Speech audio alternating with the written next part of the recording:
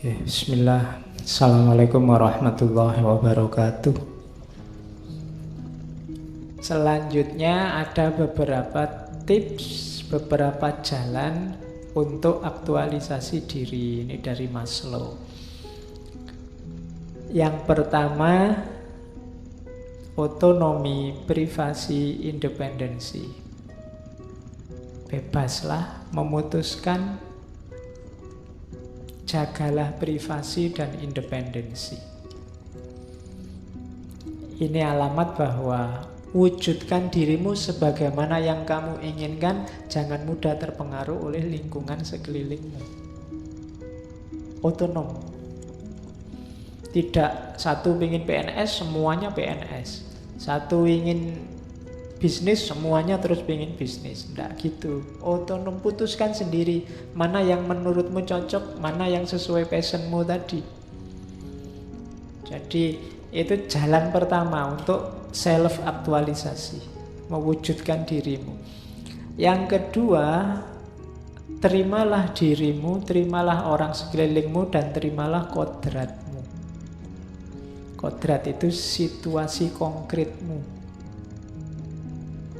Kita itu kan tadi punya potensi, punya situasi, punya fakta-fakta realitas hidup objektif kita. Terima itu dulu. Jangan mengeluh dulu, jangan kesusun nuntut dulu. Pahami dirimu apa, siapa, kapasitasmu, kemampuanmu apa. Jadilah realistis. Karena modal pertama itu, kalau kamu realistis saja tidak bisa kamu mengembangkan diri.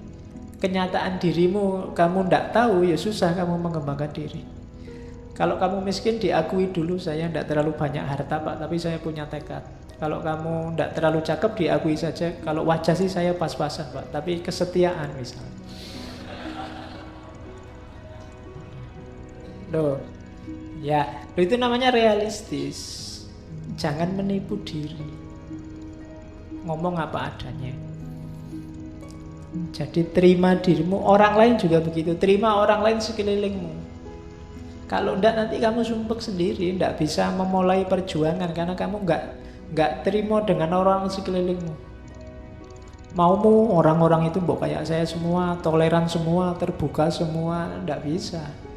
Terima dulu kenyataan di sekelilingmu ada yang ngamuan, ada yang tersinggungan, ada yang suka mencaci maki, ada juga yang baik, enggak apa-apa, diakui dulu kodrat hidupmu.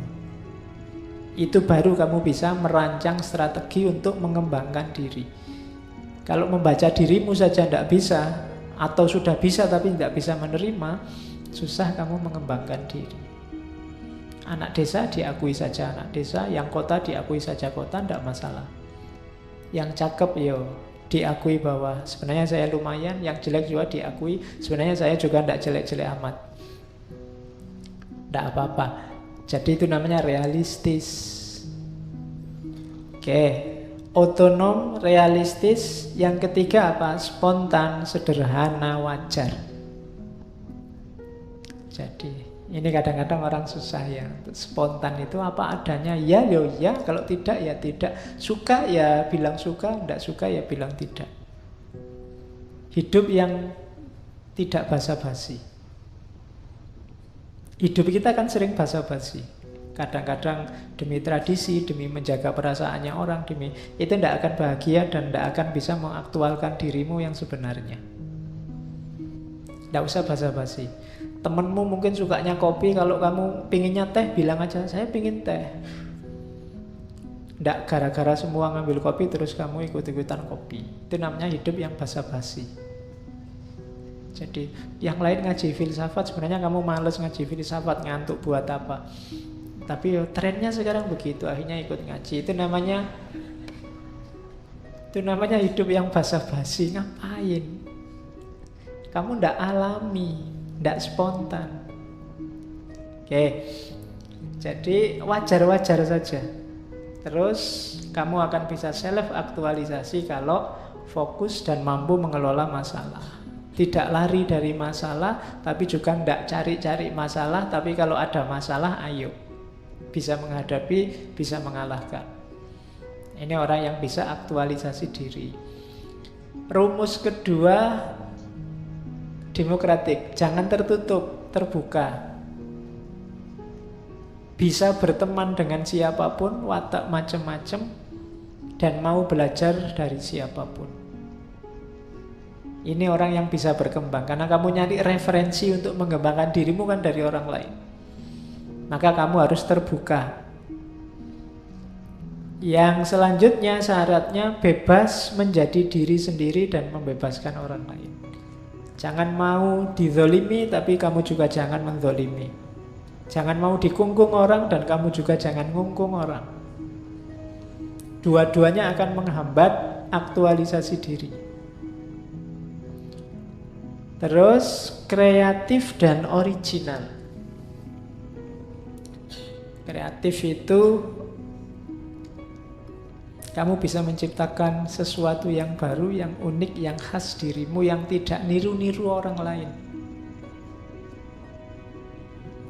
Jadi ndak serta-merta semua kok sekarang ngomong gitu. Akhirnya kamu ikut-ikutan. Biasanya kamu pakai Assalamualaikum warahmatullahi wabarakatuh. Sekarang semuanya disingkat. Salam gitu dong. Wah, ini dijawabnya piye ya, aku kadang-kadang gitu. Kamu ndak original, yang lain ikut semua, kamu ikut-ikutan juga. Sekarang orang malas ngomong cuma ngasih jempol saja, kamu ikut-ikutan pakai jempol. Kadang-kadang ada emoticon meringis itu kan, kadang-kadang kamu ndak tahu itu emoticon apa, ya kamu ikut-ikutan. Saya baru tahu kalau ada emoticon tangan dua nangkup itu, ternyata itu bukan mohon maaf, tapi itu emoticon high five. High five itu setuju sebenarnya, sepakat ya, oke. Tapi kan kamu mohon maaf pak, kan kamu gini. Iya. Dan itu dari mana kamu dapatnya? Niru-niru orang lain. Sama kayak emoticon yang atasnya ada gambar bulatnya itu kan. Ada yang menafsirkan itu sedang bingung. Jadi ada sininya muter-muter berarti bingung. Jadi kalau kamu ada orang ngomong kok kamu tidak paham, terus kamu kasih emoticon itu. Padahal maksudnya bukan itu.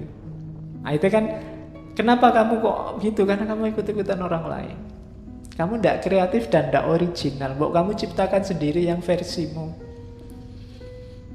Biasanya kalau ada berita tidak enak apa berita enak, itu isinya copy paste kabeh. Ya kan? Innalillahi, semoga itu podo kabeh isine, semuanya. Ya. Semoga cepat sembuh, semoga diterima di sisinya, yang ditinggalkan mendapatkan kesabaran. Kabeh podo dari awal sampai akhir. Copy paste, tidak original, tidak kreatif. Kreatif lah, kamu akan dikenal jadi sesuatu. Karena setiap pribadi itu unik. Kalau dia kreatif sesuai jati dirinya, dia akan jadi sesuatu. Tapi kalau kamu hanya ikut sekelilingmu, ya kamu tenggelam dalam kerumunan, kamu tidak akan kelihatan. Koyo liyane padha wae. Jangan jadi orang yang seperti yang lain, yang unik, khas dirimu. Kamu akan dicari orang. Ya tentunya yang baik-baik ya, jangan yang jelek-jelek. Nanti saya original bagian yang jelek-jelek Pak Ojo. Oke, terus bermoral. Jadilah orang baik. Di situ kalimatnya bermoral tanpa harus butuh otoritas eksternal. Tanpa harus disuruh-suruh, tanpa harus dipaksa-paksa, tanpa harus sibuk dengan dalilnya apa. Kamu tahu mana yang baik, mana yang tidak, dan kamu jalankan itu. Itu namanya punya kepekaan etis. Terus gentle, dan itu kalimatnya agak unik, philosophical sense of humor. Jadi gentle itu lembut, tidak kasar, tapi juga tidak cengeng. Itu gentle. Makanya kalau kamu pidato kan ada ladies and gentlemen. Gentleman itu bukan yang tinggi, besar, gagah, keras, enggak. Atau yang lembek, melambai juga tidak. Gentleman itu lembut. Nah, cari orang yang, jadilah orang yang gentle, yang tidak keras, juga tidak cengeng, tidak lembek, serta punya rasa humor. Biar hidupmu tidak kaku. Sense of humor, tapi yang tidak sekedar ndagel, yang filosofis, yang bermakna. Jadi philosophical sense of humor. Mungkin mirip-mirip Nasruddin dulu itu kan, dagelannya juga banyak tapi bermakna. Hidupnya seneng, kelihatannya santai tapi maknanya dalam. Terus resisten terhadap inkulturasi. Maksudnya apa? Tidak ditelan oleh budaya sekelilingnya. Tidak mudah terpengaruh oleh budaya-budaya yang hadir di sekelilingnya. Itu ciri self-actualizer. Orang yang ada kans untuk nyampe level kepribadian tertinggi, mewujudkan dirinya. Kalau yang kita sebut di self-actualizer pertama dan kedua ini susah dipenuhi, biasanya kita masih susah menggali potensi kita sampai puncak. Maka galilah di situ. Ada beberapa strategi kalau di Maslow itu, yes, ini bisa dijadikan patokan milestone-nya. Jadi untuk mengaktualkan diri, yang pertama cobalah untuk jadi orang baik. Ini kalimatnya ini kelihatan sederhana sekali, tapi dijalankannya panjang. Gimana Pak jadi orang baik itu? Kalian sudah tahu sebenarnya. Hidup itu selalu pilihan antara dua. Mana yang baik dan mana yang tidak baik. Dan kamu tahu sebenarnya mana yang dari yang baik dan tidak baik itu. Atau mana yang sangat baik, mana yang baik saja. Itu kamu juga sudah tahu. Jadi pokoknya jalankan saja yang baik yang mana. Pagi-pagi mau kuliah, hujan-hujan gini enaknya tidur.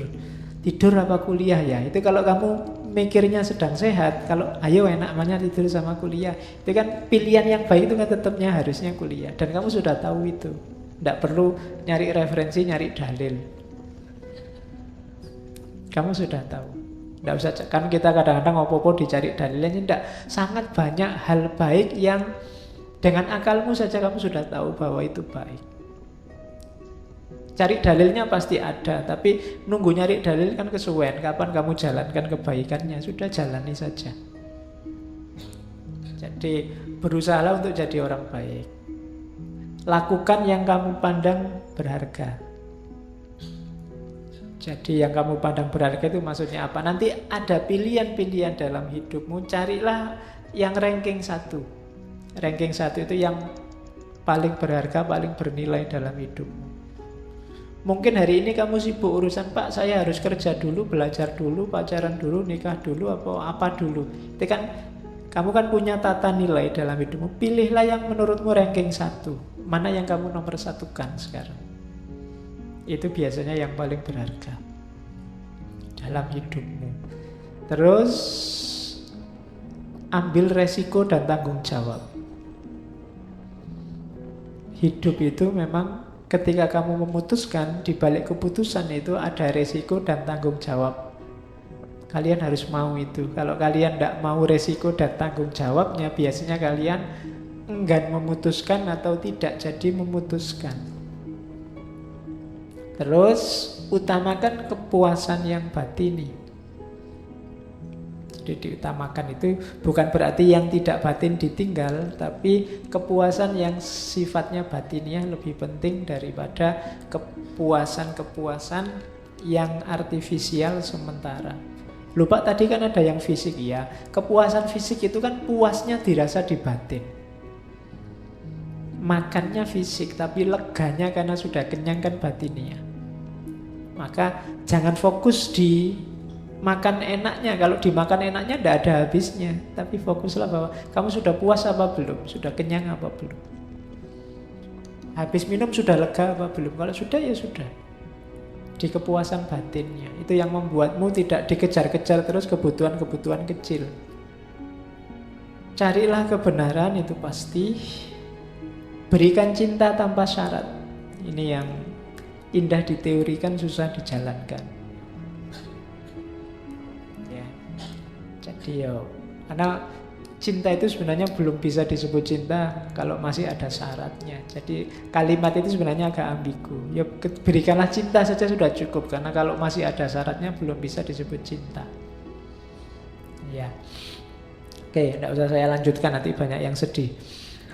Terus selanjutnya adillah.